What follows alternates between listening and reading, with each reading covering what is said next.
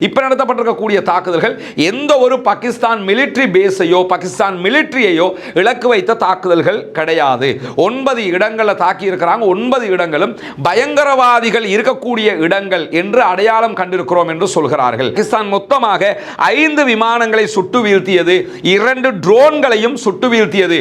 மேலதிகமாக சுட்டு வீழ்த்திய விமானத்திலிருந்து இந்தியாவினுடைய சோல்ஜர்ஸ் சில பேரை நாங்க அரெஸ்ட் பண்ணி இருக்கிறோம் என்கிற செய்திகளையும் சொல்லியிருக்கிறாங்க. இந்தியா ராணுவ பேஸ் மேல பாகிஸ்தான் அட்டாக் பண்ணின விதமாக சில புகைப்படங்கள் பரவியது. ஜசீரா செய்தி போடும்போது என்ன சொல்றாங்கன்னா, தொடர்ந்து நாங்கள் செய்தி வெளியிட்டு வருகிறோம், ரஃபேல் விமானங்கள் சுட்டு வீழ்த்தப்பட்டிருக்கிறது, பாகிஸ்தான் எதிர்வினையாற்றி இருக்கிறது என்றெல்லாம் சொல்கிறோம். இந்த எதற்கும் இதுவரைக்கும் இந்தியா பதில் தரவில்லை என்கிற செய்திகளையும் அவங்க வெளியிட்டிருக்கிறத நம்ம பார்க்க முடிகிறது. இந்திய ராணுவம் எல்லையில வெள்ளை கொடி ஏந்தினார்கள். நாங்க அட்டாக் பண்ண ரெடியா இருந்தோம், அவங்க வெள்ளை கொடியை ஏந்தினாங்க, அதோட நாங்க அட்டாக் பண்றதை நிறுத்தி இருக்கிறோம் என்று சொல்லக்கூடிய என்ன சொல்றாருன்னு சொன்னா,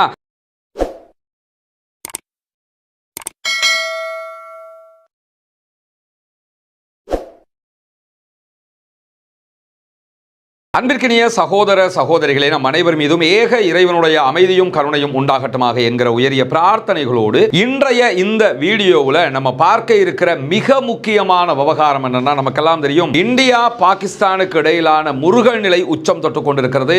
ஏப்ரல் மாதம் 22ஆம் தேதி இந்தியாவினுடைய கட்டுப்பாட்டில் இருக்கக்கூடிய ஜம்மு காஷ்மீர் பகுதிகளில் பாகிஸ்தானிலிருந்து ஊடுருவிய ஆயுததாரிகள் தாக்குதல் நடத்தினார்கள் என்றும் அதில் 26 அப்பாவிகள் கொல்லப்பட்டார்கள். அதே நேரத்தில் 20க்கு மேற்பட்டவர்கள் படுகாயம் அடைந்திருந்தார்கள். இந்த நிலையில் 2 நாடுகளுக்கும் இடையிலான முருகல் நிலை உச்சமாகி கொண்டே வந்தது. பாகிஸ்தான் அரசாங்கத்தினுடைய அனுமதியோடு தான் இந்த தாக்குதல்கள் நடத்தப்பட்டது என்கிற ஒரு மிகப்பெரிய குற்றச்சாட்டை இந்தியா தொடர்ந்து முன்வைத்து வந்து கொண்டிருந்த நிலையில், எங்களுக்கும் அதற்கும் எந்த சம்பந்தமும் இல்லை, ஆயுததாரிகள் தான் அதற்கு பொறுப்பு, நியாயமான நடுநிலையான விசாரணைக்கு நாங்கள் தயார் என்று சொல்லி பாகிஸ்தானும் சொல்லி வந்தது. இந்த நிலையில் இந்தியாவினுடைய பல பகுதிகளிலும் ஒரு யுத்த ஒத்திகை நடைபெற்று ஒரு யுத்தம் வந்தா அதை எப்படி எதிர்கொள்றதுங்கிறதுக்கான ஒரு ஒத்திகையை அவங்க ப்ரோமோ ஒன்று பார்த்துக்கிட்டு இருக்கிறாங்க. அதே நேரத்தில் நமக்கு தெரியும், நேற்று இரவு இந்தியாவில் இருந்து பாகிஸ்தானுடைய பகுதிகளை நோக்கி தாக்குதல்கள் நடத்தப்பட்டிருக்கிறது என்கிற செய்திகளும் வெளியாகி கொண்டிருக்கிறது. இப்படியான நேரத்தில் என்ன நடந்தது, இந்தியா என்ன பதிலடி கொடுத்தது, பாகிஸ்தான் என்ன செய்து கொண்டிருக்கிறது என்பதுதான் இந்த வீடியோவில் நம்ம பார்க்க இருக்கக்கூடிய பகுதிகளாக இருக்கிறது. குறிப்பாக இந்தியா நேற்று நடத்தி இருக்கக்கூடிய இந்த தாக்குதலை பொறுத்தவரை இதற்கு ஆபரேஷன் சிந்தூர் என்கிற ஒரு பெயரை அவங்க வச்சிருக்கிறாங்க. ஆபரேஷன் சிந்தூர் என்று ஏன் அவங்க பெயர் வச்சாங்கன்னு சொன்னா, இந்த சிந்தூர்ங்கிறது குங்குமப்பூவுக்கு ஹிந்தியில சொல்றதாக சொல்லப்படுகிறது. அதிலும் குறிப்பாக கணவனை இழந்த பெண்கள் நெத்தியில வைக்கக்கூடிய குங்குமப்பூவுக்கு தான் அந்த பெயர் சொல்லப்படுறதாக தகவல்கள் கிடைக்கிறது. இந்த குங்குமப்பூவுடைய பெயர் அவங்க ஏன் கொண்டு வச்சாங்கன்னு சொன்னா, ஏற்கனவே பாகிஸ்தானில் இருந்து ஊடுருவியவர்கள் பகல்காமாவில் நடத்திய தாக்குதல்கள்ல கொல்லப்பட்ட இந்துக்களுடைய குங்குமப்பூ பொட்டு வச்ச அந்த மனைவியரை சுட்டிக்காட்டும் விதமாகத்தான் இந்த பெயர் வைக்கப்பட்டிருப்பதாக சொல்லப்படுகிறது. ஆனால் இதில் ஒரு நகைமுரண் இருக்கிறது. என்னன்னு சொன்னா, அந்த தாக்குதல்ல அப்பாவிகள் கொல்லப்படுகிற போது அவர்களை காப்பாற்றுவதற்காக பாடுபட்ட இஸ்லாமிய சகோதரர்களும் கொல்லப்பட்டிருக்கிறார்கள். எனவே இந்த சிந்தூர்ங்கிறது இதற்காகத்தான் வைக்கப்பட்டிருந்தால் அதிலே ஒரு முரண்பாடு தோன்றும் என்பதை நம்ம ஆரம்பமாக புரிந்து கொள்கிறோம். அதே நேரத்தில் இந்த ஆபரேஷன் சிந்தூரை பொறுத்தவரையில் இதிலே இந்தியா தற்போது நடத்தி இருக்கக்கூடிய தாக்குதல் என்பது ஒரு சாதாரணமான தாக்குதல் கிடையாது. இந்திய ஊடகங்கள் சொன்னாலும், எந்த ஊடகங்கள் சொன்னாலும், அது ஒரு சாதாரண ஒரு நார்மல் அட்டாக்காக அவங்க பண்ணல, ஒரு படு பயங்கரமான அட்டாக்காகத்தான் அட்டாக் அங்க பண்ணி இருக்கிறாங்கிறது வேற விஷயம். ஆனால் பண்ணிய அட்டாக்ங்கிறது சாதாரண அட்டாக் கிடையாது. ரொம்ப திட்டமிட்டு மிக துல்லியமாக கரெக்டாக இலக்குகள் தாக்கப்பட வேண்டும் என்கிற அடிப்படையில் நடத்தப்பட்ட தாக்குதலாகத்தான் சர்வதேச ஆய்வாளர்கள் கூட சொல்லிக் கொண்டிருக்கக்கூடிய நேரத்தில் பாகிஸ்தான் மீது நடத்தப்பட்ட தாக்குதல்களில் 9 இடங்களை நாங்கள் இலக்கு வைத்திருக்கிறோம் என்று இந்தியா அறிவித்திருக்கிறது. இந்தியாவினுடைய அறிவிப்பு ரொம்ப தெளிவாக கிறிஸ்டல் கிளியராக இருக்கிறது. என்னன்னா, நாங்கள் பாகிஸ்தானுடைய எந்த ராணுவ இலக்குகளையும் தாக்கவில்லை. நம்முடைய இதுக்கு முந்தைய வீடியோக்களை நீங்க பார்த்தீங்கன்னா நம்ம சொன்ன ஒரு விஷயம் என்னன்னா, இந்தியாவை பொறுத்தவரையில் அவங்க பாகிஸ்தானுடைய மிலிட்டரி பேஸுகளை அட்டாக் பண்றதுக்கான வாய்ப்பு கிடையவே கிடையாது. அவங்க என்ன செய்வாங்கன்னு சொன்னா, நாங்க பயங்கரவாதிகளுடைய இலக்குகளை தாக்கி இருக்கிறோம் என்று சொல்லி அந்த தாக்குதல்களை தான் நடத்துவதற்கான வாய்ப்பு இருக்கு. இதற்கு முன்பதாகவும் இந்தியா அதை தான் பண்ணி இருக்கிறாங்க. என்கிற செய்திகளை நம்ம ஏற்கனவே சொல்லியிருந்தோம். அந்த அடிப்படையில் பார்த்தீங்கன்னா இப்ப நடத்தப்பட்டிருக்கக்கூடிய தாக்குதல்கள் எந்த ஒரு பாகிஸ்தான் மிலிட்டரி பேஸையோ பாகிஸ்தான் மிலிட்டரியையோ இலக்கு வைத்த தாக்குதல்கள் கிடையாது. 9 இடங்களை தாக்கி இருக்கிறாங்க. 9 இடங்களும் பயங்கரவாதிகள் இருக்கக்கூடிய இடங்கள் என்று அடையாளம் கண்டிருக்கிறோம் என்று சொல்கிறார்கள். இது தொடர்பாக பாகிஸ்தானுடைய ஆயுதப்படைகளுக்கான மக்கள் தொடர்பு இயக்குநராக இருக்கக்கூடிய ஜெனரல் லெப்டினன்ட் அகமது ஷரீப் சௌத்ரி இவர் ஒரு அறிக்கை வெளியிட்டிருக்கிறார். அதில் அவர் என்ன சொல்றாருன்னா, இந்தியா 3 வெவ்வேறு நகரங்களில் தாக்குதல் நடத்தி இருக்கிறது. 3 சிட்டில அட்டாக் பண்ணியிருக்கிறாங்க.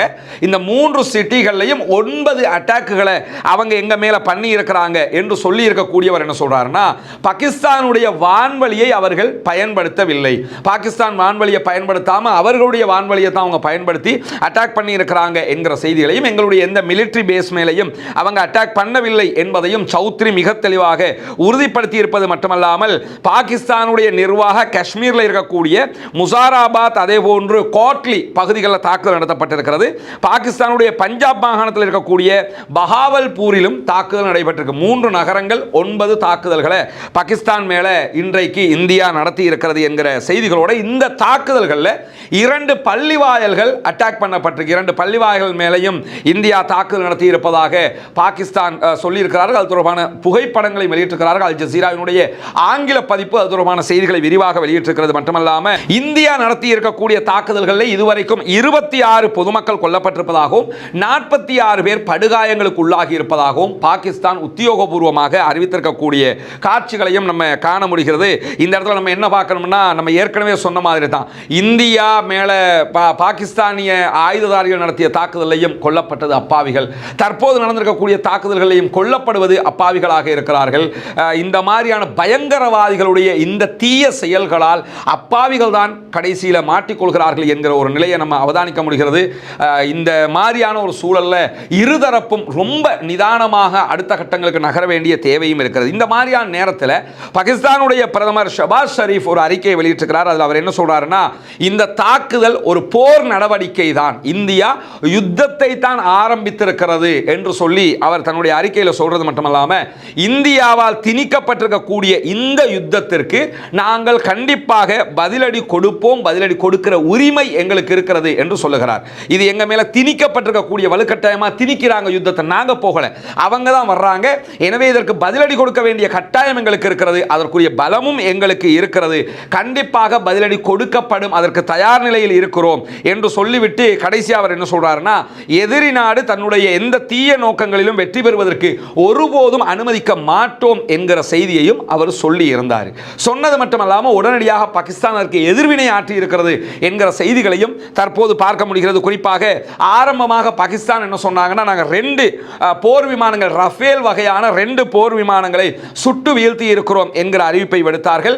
இந்தியாவினுடைய போர் விமானங்கள் பாகிஸ்தானுடைய எல்லைக்குள்ள போனதாகவும் தாங்கள் சுட்டு வீழ்த்தியதாகவும் சொல்லியிருந்தாங்க. அது சம்பந்தமான புகைப்படங்களையும் அவர்கள் வெளியிட்டு இருக்கிறார்கள். அதே மாதிரி பாகிஸ்தானுடைய மீடியா ஸ்போக் பர்சனாக இருக்கக்கூடிய அகமது ஷரீப் சௌத்ரி சொல்லுகிற நேரத்தில் மேலதிகமாக என்ன சொன்னார்னா, பாகிஸ்தான் இந்தியாவினுடைய போர் விமானங்களை சுட்டு வீழ்த்தி இருக்கிறது என்று அவரும் அதை மிக தெளிவாக உறுதிப்படுத்தி இருந்த நிலையில், இந்திய விமானப்படையினுடைய 2 உறுதிப்படுத்தப்பட்ட விமானங்கள் ஏற்கனவே சுட்டு வீழ்த்தப்பட்டிருந்த நிலையில் மேலதிகமாக ஒரு விமானத்தையும் நாங்கள் சுட்டு வீழ்த்தி இருக்கிறோம் என்று சொல்லி பாகிஸ்தானுடைய பாதுகாப்பு படைகள் மேலதிகமான ஒரு அறிக்கை வெளியிட்டாங்க. மொத்தம் 3 ரஃபேல் வகையான விமானங்களை சுட்டு வீழ்த்தியதாக சொல்லியிருந்த நிலையில், பிரிட்டிஷினுடைய செய்தி சேனலாக இருக்கக்கூடிய ஸ்கை நியூஸுக்கு பேட்டி கொடுத்த பாகிஸ்தானுடைய அமைச்சர் அத்தாவுல்லா தரார் இதை உறுதிப்படுத்தி, ஆம், நாங்கள் இந்தியாவினுடைய விமானங்களை சுட்டு வீழ்த்தி இருக்கிறோம் என்கிற செய்தியை அவரும் உறுதிப்படுத்தியிருந்தார். எனவே இந்திய ராணுவ விமானங்கள் சுட்டு வீழ்த்தப்பட்டிருக்கிறது என்பது அபிஷியலாக உறுதிப்படுத்தப்பட்ட செய்தியாக நம்ம பார்க்க முடிகிறது. அதே நேரத்தில் ப்ளூம்பர்க்கு பேசி இருக்கக்கூடிய பாகிஸ்தானுடைய பாதுகாப்பு அமைச்சர் ஆசிப் பேசுகிற நேரத்தில் அவர் என்ன சொல்றாருன்னா, பாகிஸ்தான் மொத்தமாக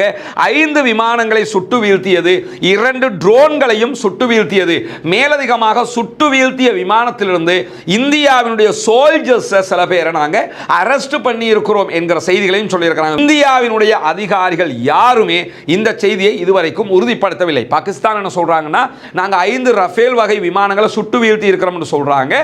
ஆனால் அது உண்மையா பொய்யா என்பதை இந்தியா இதுவரைக்கும் உறுதிப்படுத்தாத அதே நேரத்தில் இந்தியாவுடைய ராணுவ பேஸ் மேல பாகிஸ்தான் அட்டாக் பண்ணின விதமாக சில புகைப்படங்கள் பரவியது. இந்தியாவுடைய ராணுவ பேஸுக்கே பாகிஸ்தான் அடிச்சு அடிச்சிட்டாங்க அப்படின்னு பரவியது. அதை இந்தியா தெளிவாக மறுத்துட்டாங்க. ஃபேக்ட் செக் பண்ணியே அதை அறிவிச்சிட்டாங்க, இது பச்சை பொய், அப்படி எதுவும் நடக்கலன்னு. ஆனால் பாகிஸ்தான் மிலிட்ரி அஃபீஷியலாக நாங்கள் பாகிஸ்தான் இந்தியாவினுடைய மிலிட்ரி பேஸுக்கு அடித்தோம் அப்படின்ற மாதிரி எங்கேயுமே சொன்ன மாதிரி தெரியல.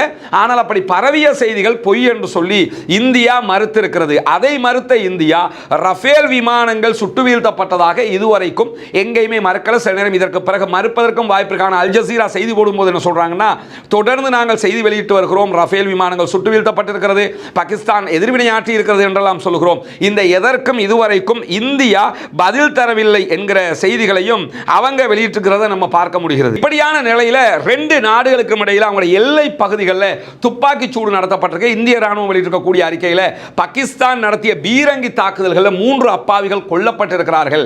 அதற்கு புள்ளி விவர அடிப்படையில் நாங்களும் பதிலடி கொடுத்திருக்கிறோம் என்று சொல்லியிருக்கிறார். ரெண்டு பேரும் இது வளமையாக நடக்கக்கூடிய ஒரு துப்பாக்கி சூடு மாதிரி ஒரு துப்பாக்கி சூடும் நடைபெற்றிருக்கிற செய்திகள் வெளியாகி இருக்கக்கூடிய நேரத்தில் பாகிஸ்தானுடைய அமைச்சர் அத்தாவுல்லா தரார் சற்று முன்னால் வெளியிட்டிருக்கக்கூடிய ஒரு எக்ஸ் பதிவில் என்ன சொல்றாருன்னு சொன்னா, ஒரு வித்தியாசமான தகவலை சொல்லியிருக்கிறாரு.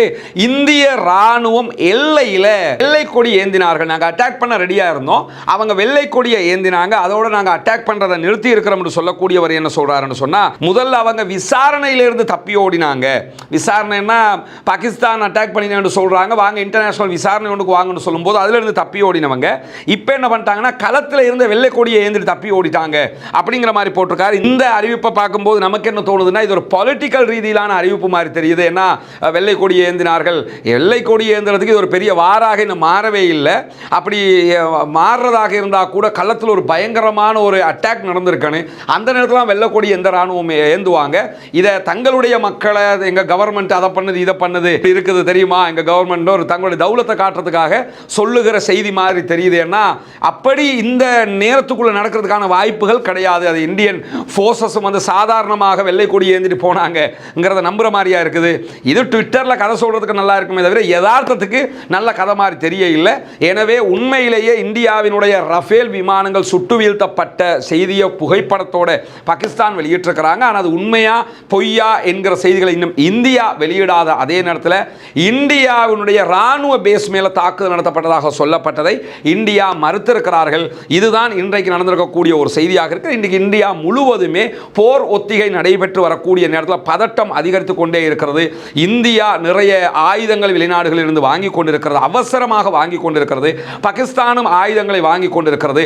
அணு ஆயுத பலம் கொண்ட இரண்டு நாடுகள் மோதலை தவிர்ப்பது சிறந்தது என்பதுதான் சர்வதேச மனிதநேயமிக்க அத்தனை பேருடைய எதிர்பார்ப்பாக இருக்கிறது.